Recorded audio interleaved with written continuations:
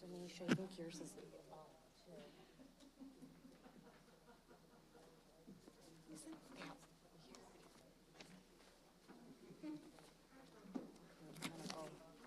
Oh, do you need a good one? Thank you.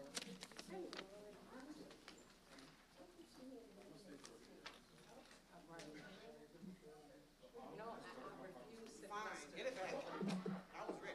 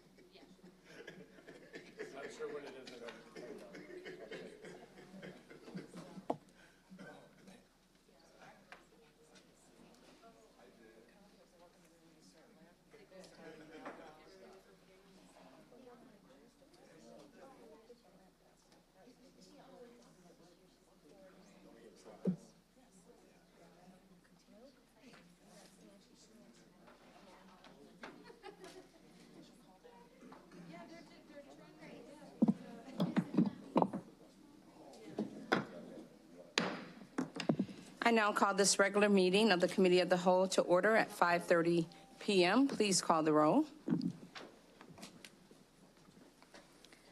Ms. Pearson, Present. Mr. Schubert, Here. Ms. McCall, Present. Ms. Bennett, Present. Mr. Carpenter, Here. Ms. Haley, Here. Ms. Stanford. Here. With 7 members present, we have a quorum. We will now take a moment of silence, followed by the Pledge of Allegiance.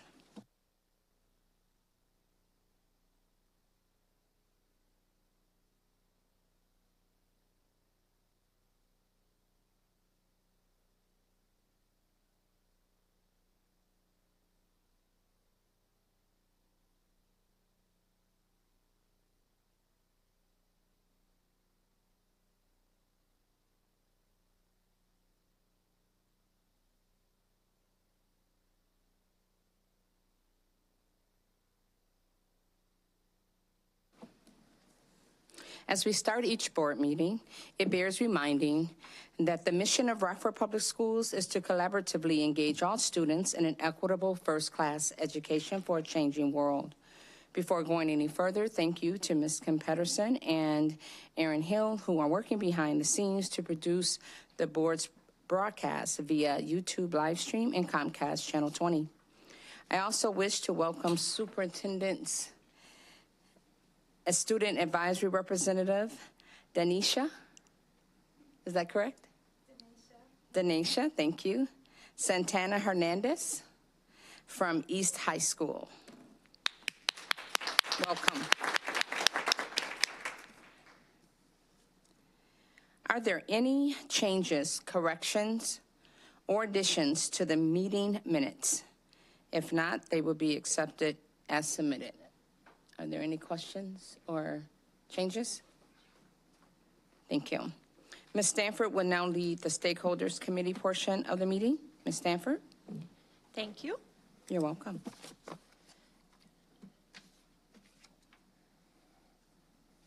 Okay, so we will begin our portion of the meeting. First, I'd like to officially welcome my new co-chair of the Stakeholders Committee, Ms. Kimberly Haley. You're welcome. And as always, we'll look at our 12-month agenda.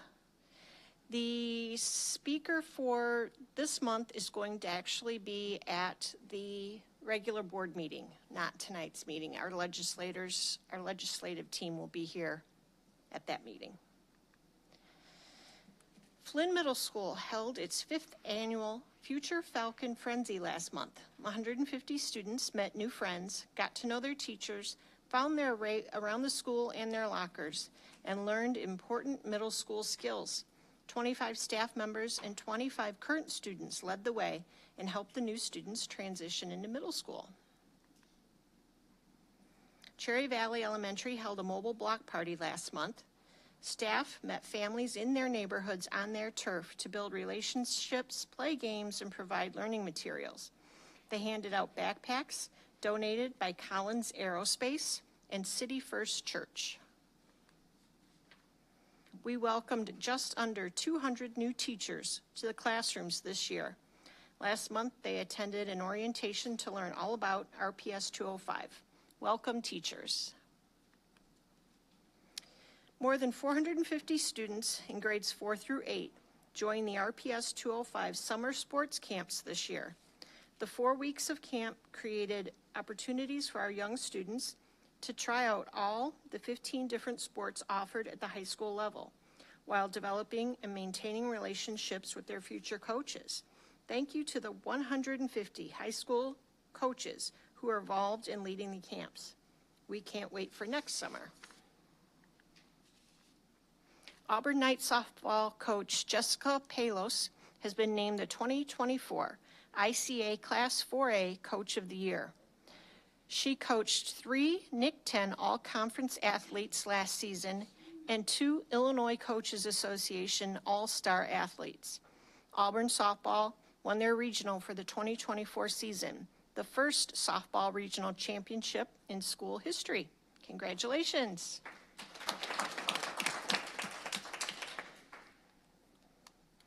East High School wrestling coach Jean Lee hosted a reunion of former athletes and had a tremendous turnout. Jean has coached wrestling at East for 35 years. Gary Giardini, a former East teacher, coach, and athletic director, was in attendance.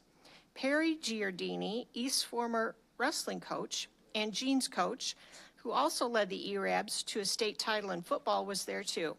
Jean credits this quote from Coach Giardini with guiding his coaching philosophy: "You're only as good as the people you're surrounded by." The equity team and director of instruction, Alvena Ivy, spent time in the first half of 2024 developing a robust and engaging student-teacher orientation workshop that will become a recurring part of the student-teacher onboarding process. The student-teacher orientation workshop was designed to improve the resources and support future educators. Designed to improve the resources and support future educators receive before they begin their student teaching assignments. The workshops allowed student teachers to better acclimate to both the district and the classroom, build their professional network, and ease some of the natural nervousness that's associated with student teaching. On Tuesday, August 20th, we launched our inaugural Student Teacher Orientation Workshop with 39 fall student teachers in attendance. During the workshop, student teachers received the following: a welcome from district leadership, an interactive overview of RPS 205, technology onboarding, interactive workshop on professionalism rooted in the Danielson framework, interactive workshop around curriculum and instructional practices, guided self-assessment that will build a framework for their cooperating teacher to aid in their development, lunch and fellowship with their cooperating teachers. The feedback from the student teachers was outstanding, and we are confident this effort will not only help improve retention rates, but also their success in the classroom and student outcomes. On Wednesday, August 28th, we welcomed kindergarten through 12th grade students and staff back to school. Local media spent the morning at West Middle School. Early childhood centers had their first day on Thursday. Dr. Kelly Munson and 43 Rockford University students in the education pathway came back to RPS to welcome students and help support 14 schools on the first day of school. This event was coordinated over the summer between RPS and RU to allow education majors a chance to better experience what back to school looks like, while also providing additional supports to our schools on a busy and sometimes chaotic morning. The following schools all had additional support provided by Rockford University students: Gregory, Haskell, Johnson, Lewis Lemon, Westview, Froberg, Lathrop, Montessori, Constance Lane, Spring Creek, Brookview, Hillman, Conklin, Welsh, Kennedy, and Whitehead. Now, let's take a look at a highlight reel from the first day of school.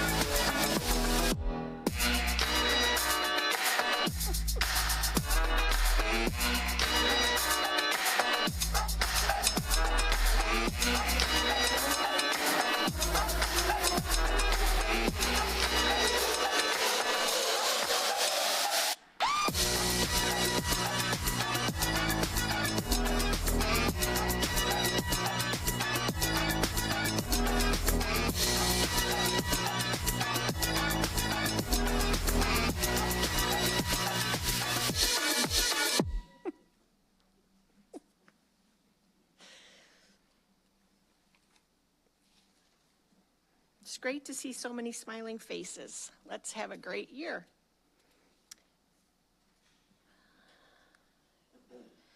In celebration of Subaru Loves Learning Month, Napleton Subaru Rockford partnered with Adopt a Classroom and Guilford High School to advance equity and education in the community. Todd Tift, sales manager at Napleton Subaru Rockford, and his team delivered a donation of 6 classroom activity kits that include school supplies, as well as a certificate of $500 for each teacher. The monies will get dispersed through adoptaclassroom.org in early September to spend on additional school supplies at the teacher's discretion. The 6 teachers chosen to receive the donation were Chris McGee, Science, Carrie Morris de Hernandez, Science and Horticulture teacher, Dana Burkhart, Self-Contained Special Ed teacher, Adam Lewis, PE teacher, Lisa Dahl, art teacher, and Taya Johnson, social studies teacher and department head. The presentation was during Guilford's Back to School open house. And like I said, for our legislative news, our legislative team will be here for the September 17th board meeting to present about the latest happenings at the state capitol and how it impacts RPS 205. The 205 Vibes featured news post is from our Chief Information Officer, Jason Barthel, about the Smart Pass app that's being used to help enhance the school experience for middle and high school students. It includes a digital ID and a digital hall pass aimed at streamlining school operations and maximizing student engagement. Read all about this new digital tool on our 205 Vibe. We finish with the board calendar, reminding board members of opportunities available to interact with our students, families, and community each month. So it's time for any board member to share any reflections on interactions that you've had in the community. Ms. Pearson? Yes, so I had the wonderful experience of attending RISA for the first day of school. I typically go to a school in my sub-district, whoever reaches out first, and I haven't been there already for their first day. I normally take some time and attend the first day. And it was quite interesting.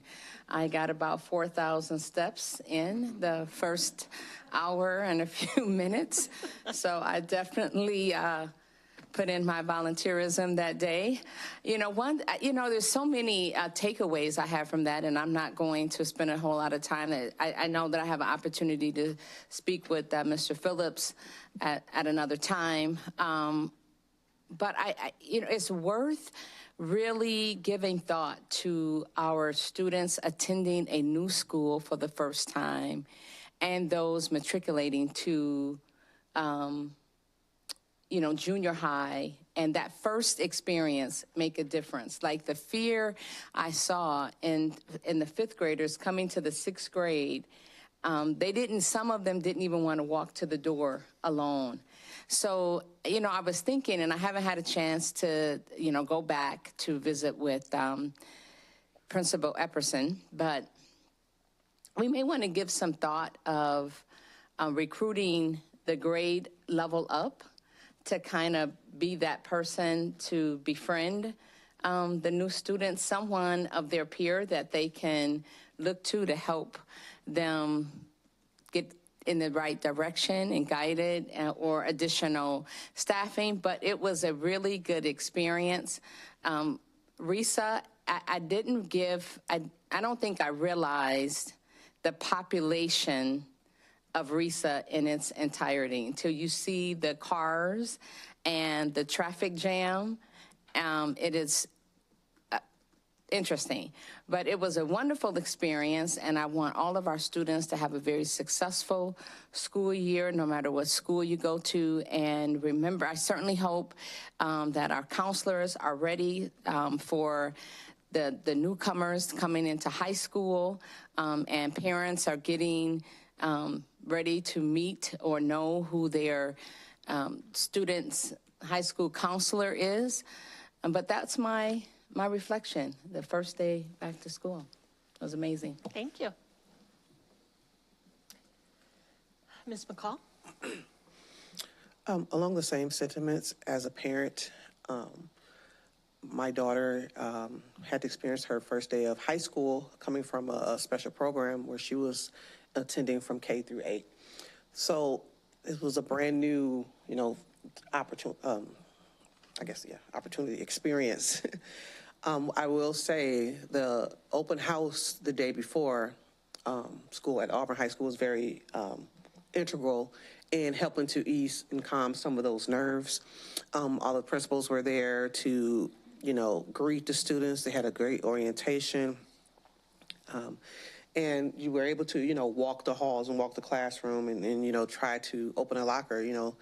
They had lockers, but they didn't lock them at her old school. So they had like a combination lock, and I haven't used a combination lock in about 40 years. I'm like, how do you even use this? Where do you even start, right? So just getting some of those jitters out and realizing how big Auburn High School is now. And so she hasn't been to her locker since open house, so because of the time and everything.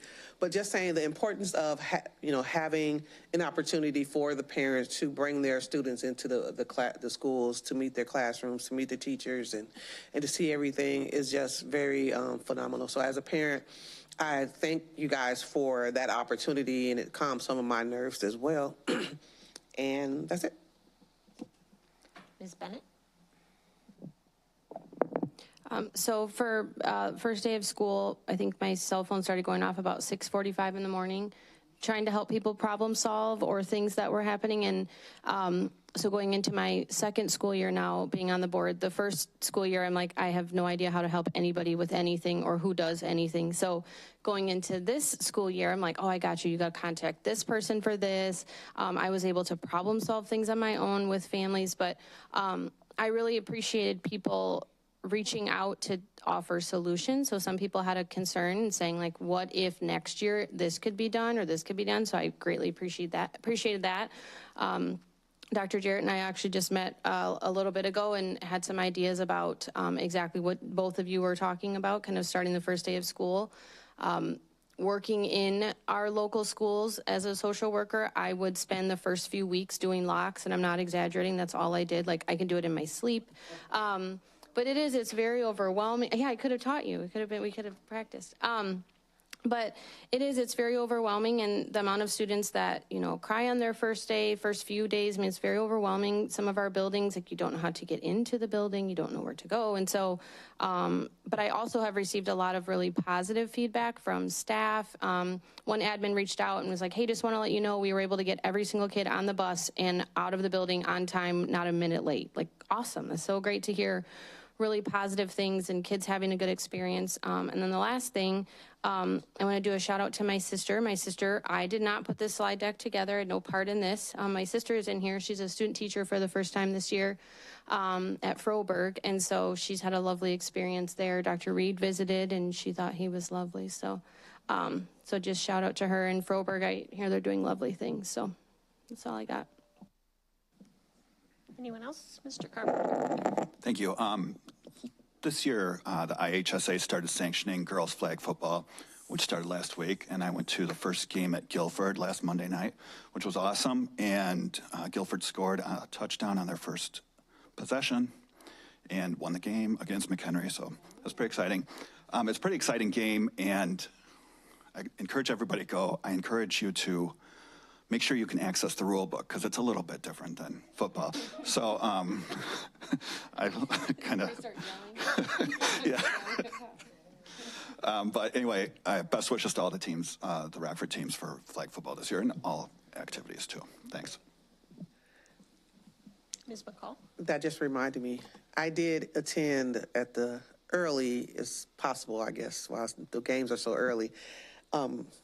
East versus Jefferson freshman football game on Saturday morning.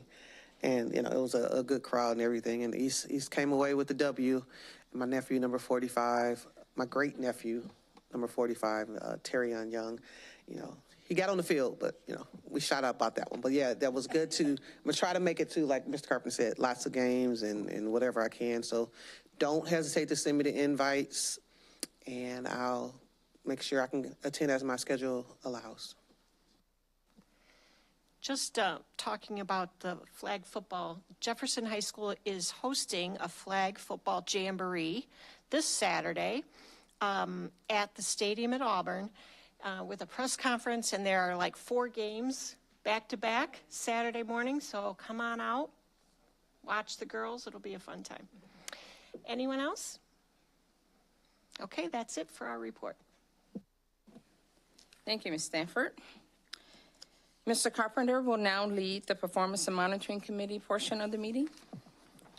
Thank you. The only thing in the Performance Monitoring Committee that we have tonight is the consent items. So if anybody has any questions about any of those.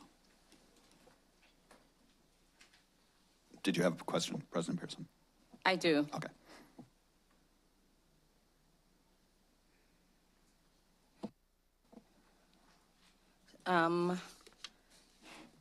The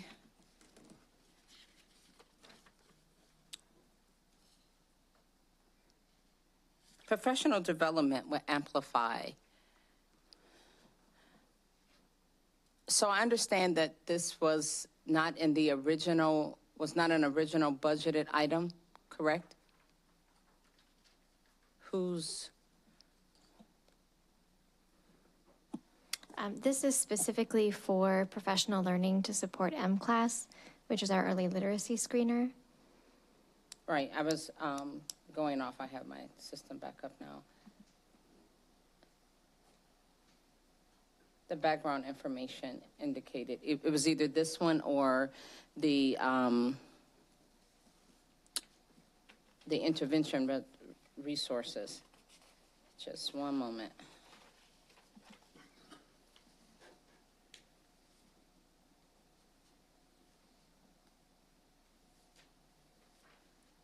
While I'm pulling this up, so we offer professional development for our teachers over the summer, correct?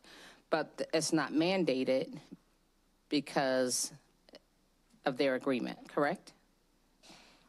We've not opted to mandate it, but we do pay for some of our training over the summer, especially something that's new. And with the amplified professional development, there is, one moment.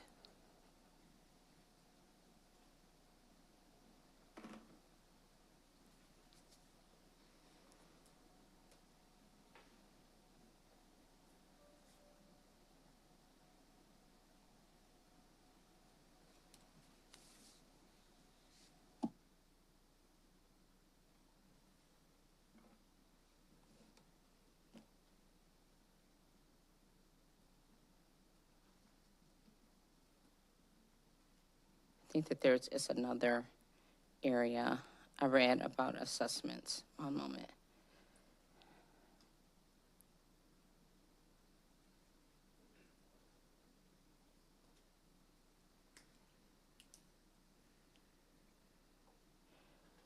So there would be assessments 3 times per year. Yes, that's correct. In addition to the other assessment, or this is total assessments?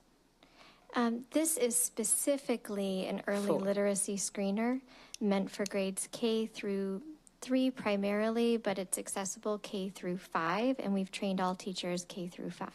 But it's specifically for early literacy skills. Okay, but it's still yet another assessment. It is another assessment, correct? Okay. Yep. Okay, thank you.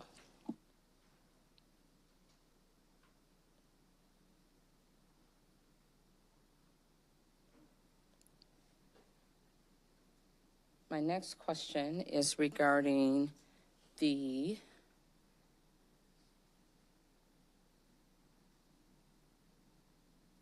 intervention resources. Well, let me go back to this one. So one of the concerns some students had, and this was, and I'm speaking in general because it wasn't with elementary that I can recall, but students mentioned about not having paper and pencil anymore. So this, the Amplify is to specifically help develop teachers in the area of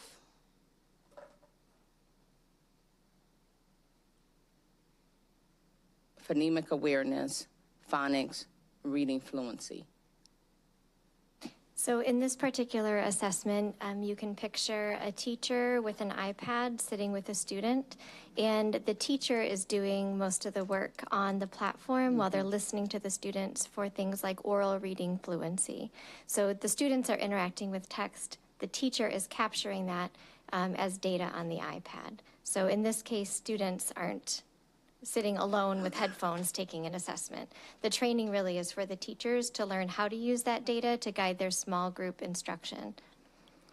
Okay, but there's also a cost for the curriculum for the teachers and students, correct? I think you might be looking maybe at HMH, which is the reading intervention Okay. piece that includes student materials, professional learning, digital licenses, and then physical libraries. Okay, so altogether, how many resources are we using to improve our students' reading?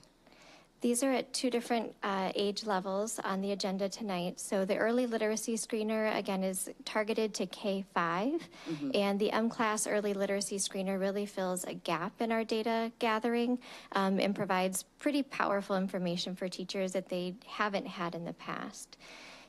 The second item under HMH is for students in grades 6 through 12 who are looking to develop early literacy skills as middle school and high school students. So they're 2 different programs, 2 different groups of students, but with a common purpose. Okay.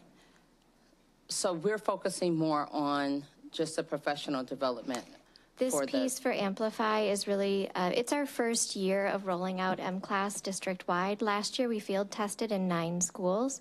We learned a lot about what teachers and instructional coaches and principals needed. So this year, as we roll out to 100% of our elementary schools, this package allows virtual half-day and full-day trainings for those school teams, so that as they get data in and they're starting to use it to guide instruction, they have support. Okay, thank you. You're welcome.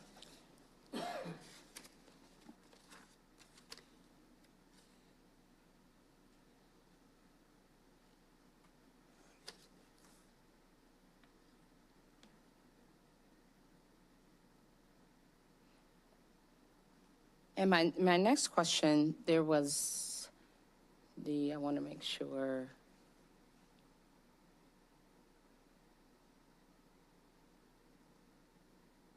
In regards to and I'll send this to administration. I noticed some salaries, there was a significant difference between a particular title and other administrative duties, but I'll send that to administration, just for clarity and understanding on how the salary ranges work. Can you repeat what your question is? The salary. So you're saying 2 individuals who have the same title, there's a significant difference between their pay? Not necessarily, and I don't want to I question why some administrators get paid more than other significant roles. Oh, okay, I see, okay. And I'll forward that to, I'll take that up later. That's all I have today for this. So no. Does anyone else have any questions? Thank you. I did also want to recognize our new committee co-chair for the Performance Monitoring Committee, Ms. Nicole Bennett.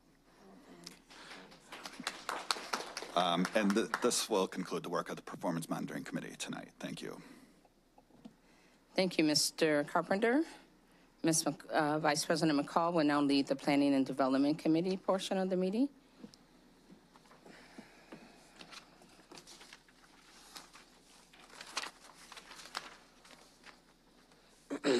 Okay, so for 7A, we're going to have funding options for facilities master plan. I will now turn the floor over to Dr. Brown, Chief Financial Officer, to review funding options for the facilities master plan. Dr. Brown. Okay, thank you. Good evening. Tonight, we're going to just run through really 4 options for funding the facility master plan. So obviously, a month or so ago, the board approved the $180 million facility master plan. And as you guys know, in our previous presentations, we've set aside about $30 million of corporate personal property replacement tax. So that's cash that we will have available from our own, coffers to be able to put towards this plan. So we are going to have to raise about $150 million through the sale of bonds. So what you have in front of you tonight is really 4 options that we could consider for, funding the remaining $150 million worth of cost. Option 1 would be what we call a traditional referendum. This was actually the technique that was used on the last 10-year plan, where the district actually went out and sold bonds to fund the improvement work for the district. So this particular option has the potential to have a rate increase of possibly 10 to 15 cents on the tax rate if we went that route. So the increase to somebody with a $200,000 home would be about $60 a year to be able to pay off those bonds. The one thing about this one is a bond sale like this would require voter approval. So this would be something that we would have to do a referendum for. The second option would be a 1% sales tax referendum. The bonds needed on that one would be, roughly $150 million, but it could be combined with some other, options down below. This one would not result in a rate increase, but it would result in a 1%, up to a 1% sales tax increase community-wide. So tax increase under this scenario would be none. It's possible that there could actually be an additional savings to taxpayers because the 1% sales tax option would actually generate more than enough money to pay back the $150 million in bonds. It would also generate enough income to pay off approximately 80% of our current bonds that are outstanding. And so we could actually couple the funding of this mechanism and a bond and interest abatement to taxpayers, which potentially could result in a savings of a couple $100 a year to potential homeowners. So that's option 2 with doing a 1% sales tax. Option 3 would be to borrow on what they call our debt service extension base, which is a funding source that we have available to us that had been set in state statute many years ago. And then also recently, in June of this past year, the state legislature actually passed the ability of school districts to sell health life safety bonds without actually having to go to referendum as well. So neither the debt service extension base nor health life safety bonds actually require us to actually go for referendum. We could probably borrow about 120 million of the 150 million that we need by using this bonding technique. And depending on how we structured these, there's a chance we may be able to do all of it without going for referendum. It just depends on how EAV increases and those types of things. And then the fourth option would be really a combination of using any of the techniques that you saw up above, whether it's doing just a straight referendum, a 1% sales tax, or using the debt service extension base and the health life safety bond issuance. So those are the options that we have on the table for funding this plan. We don't need a decision tonight on this. This is something we're actually going to talk about for the next couple of months. The one thing that's key to know here is that if we do want to pursue option number 1 or option number 2, we'd have to make a decision no later than December on one of those scenarios, because we'd actually have to be able to get the referendum question over to the county clerk in January of 2025 to be able to get it on the April election cycle. Now, we wouldn't have another opportunity to go for referendum until November of 2026. So the one thing I will tell you is time's kind of short, if we wanted to pursue, going out for referendum now. It's something that if you guys decided you wanted to pursue, like say option 3, with issuing some of the debt out there without actually having to go to referendum, which we're allowed to do, it would buy us time to prepare more for a referendum in November of 2026. By that time, we'd know better exactly probably how much money we're still going to need to borrow as well. So you have some good options here. Again, no decision tonight. We're going to plan on talking about this again in October at the committee of the whole meeting. So this will give you really kind of a month to think about what you guys might want to do. Think of some other questions you may have. Talk to other people in the community about what they think might be a good option. Again, no decision needed tonight. These are really just the options that we have out in front of us to finance the new facility master plan. So questions now? Mrs. Stanford? So these are different types of bonds that you're talking about.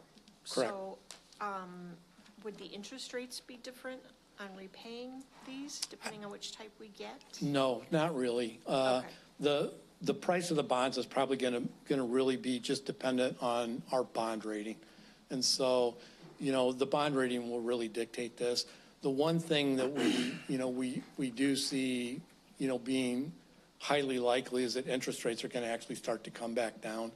And so, we kind of see that first cut coming, maybe even yet this month, maybe one cut again, and so if we could delay borrowing any, maybe just doing like one small issue, like toward the end of either this year under like option 3 or something to make sure we can hold on to the bond and the levy rate that we have out there right now, which is roughly 53 cents. If we can kind of manage that over the next year or so, we might be able to actually wade into, option one or option three with maybe not even end up with a tax increase kind of over the long term, if we kind of actively manage on an interim process too. So. Okay, so whichever one we choose, it's not going to be more expensive to pay No. back one or the other. No. If we were doing a different type of bond, it would be, but we don't envision having to do that kind of a bond under this scenario. Okay. Those are called capital appreciation bonds, and those are more expensive. Okay. Mr. Carpenter? Thank you. On that form, it says GO bonds. Is that general obligation? General obligation, Okay, correct. thank you. And then on the option 3, what is the determiner of how much you can borrow on each of those? So on the health, life, safety bonds, it's going to be how much of the facility master plan we can actually qualify as being health, life, safety type things.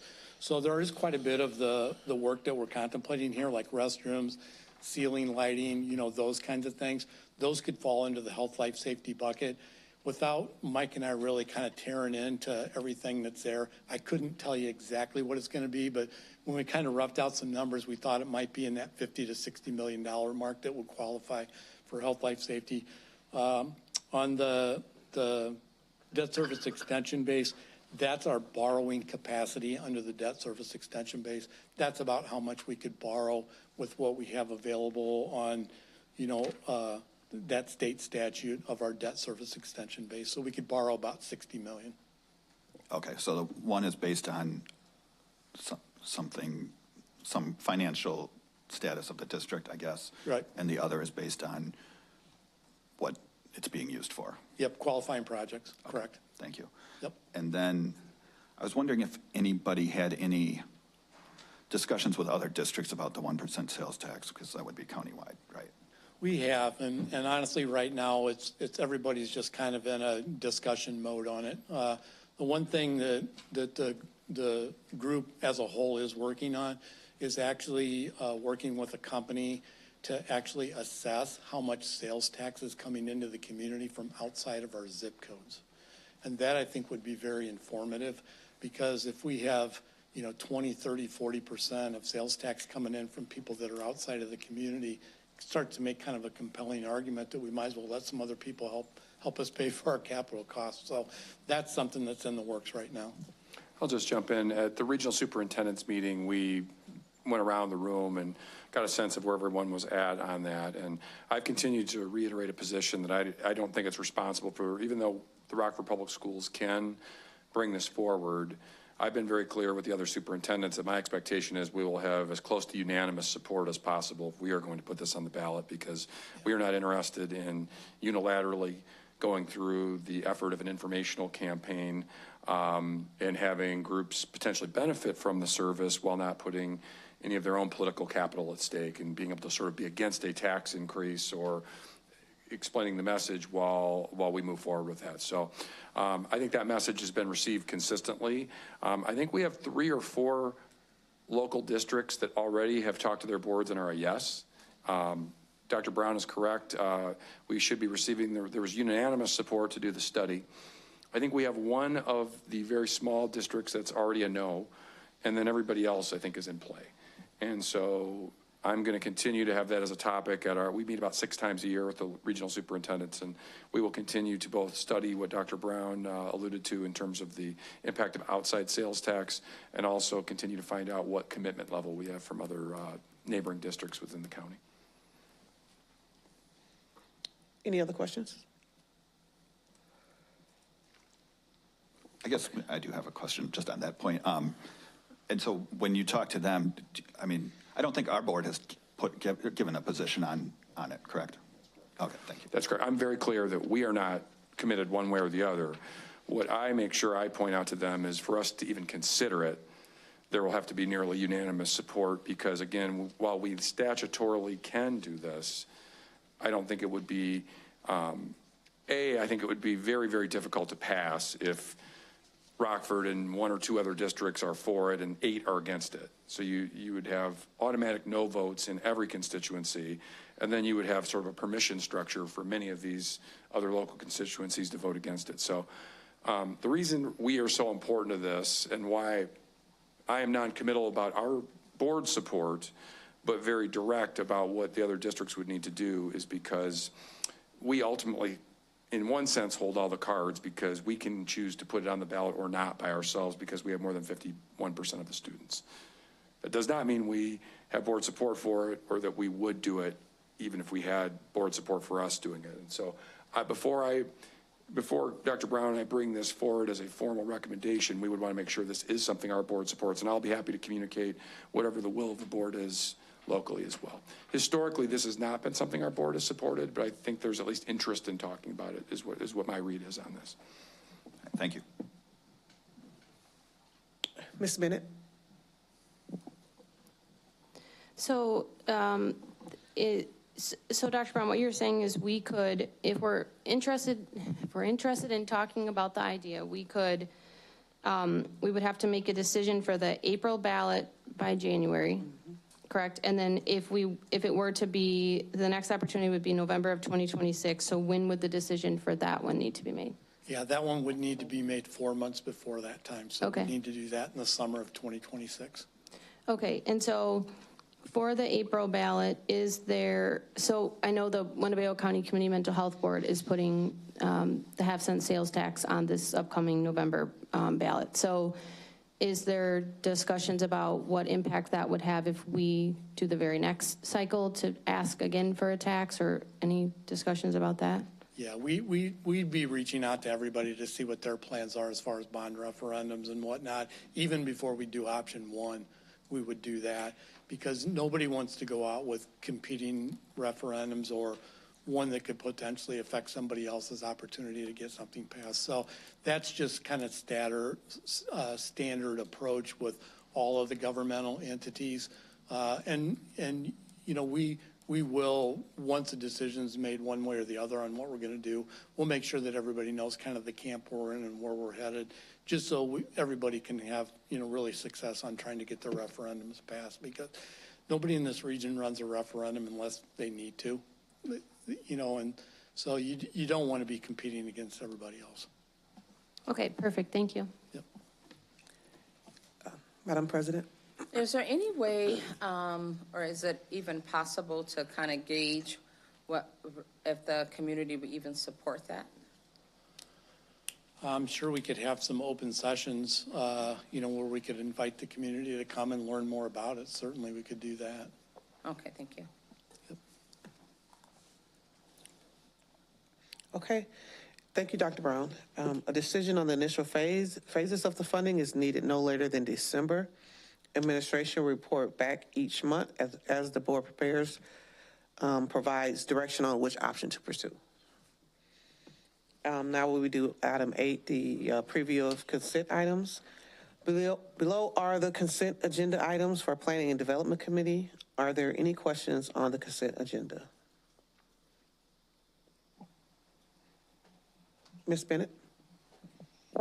Mine is not a question, but a statement. I'm very excited about Spring Creek and their parking lot.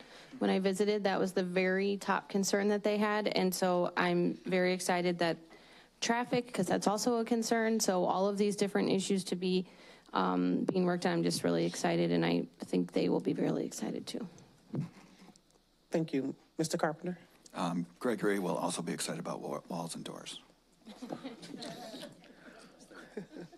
And everybody else, I think, will be all excited about all the work being done in there. Anybody else? Any other questions? Okay, well, thank you. That completes the report for the Planning and Development Committee. Thank you, Vice President McCall. I will now present the agenda item for Governance Committee, Board Policy 2.50, as language regarding the reapportionment to representative districts. The reapportionment will reflect the results of each decennial census by balancing the population of each subdistrict with plus or minus 5% of the ideal population. The next reapportionment is scheduled to occur in 2032. Are there any questions?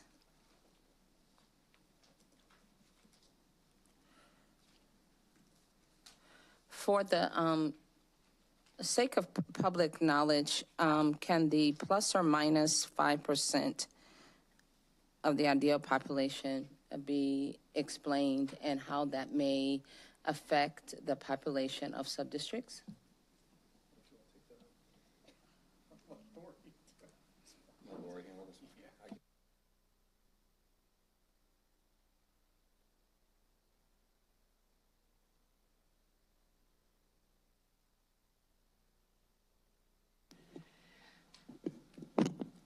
I think Mike Phillips should be able to explain the plus or minus 5% because he had to do this the last census.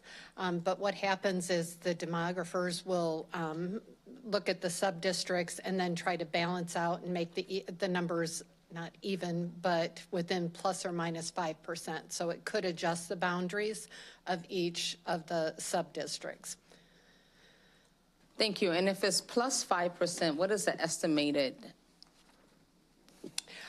For that one, I'm going to rely on the expert, Mr. Phillips.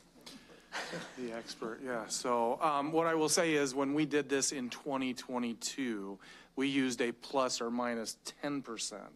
And the reason why we decided to switch to 5% is because we were very close to meeting that 5% when we reapportioned the districts the last time. So we're talking, and I'll just use District E, which is contiguous to District F. They're about 5.3%, and that means there's an additional 1,400 people living within that sub-district. Can you use Subdistrict A as an example? Subdistrict A, which is contiguous to B as well as C, currently there is, I'm sorry.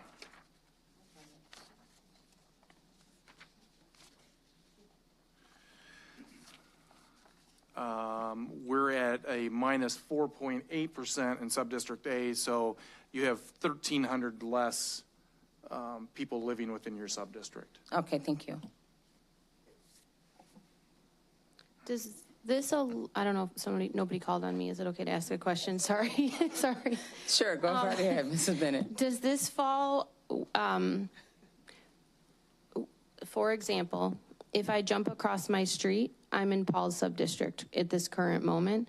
So how does this affect, or does it not affect how our boundaries are for board members of our sub-districts? It does affect, which is why we're doing it now and not right before or right after the elections coming up in 2032. So that's why we're doing it now, so as not to make it at all political or impact any current board members.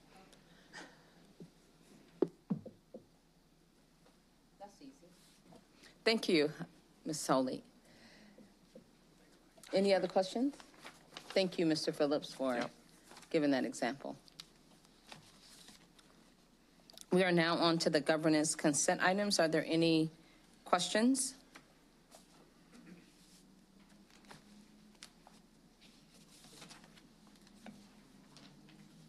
We don't have any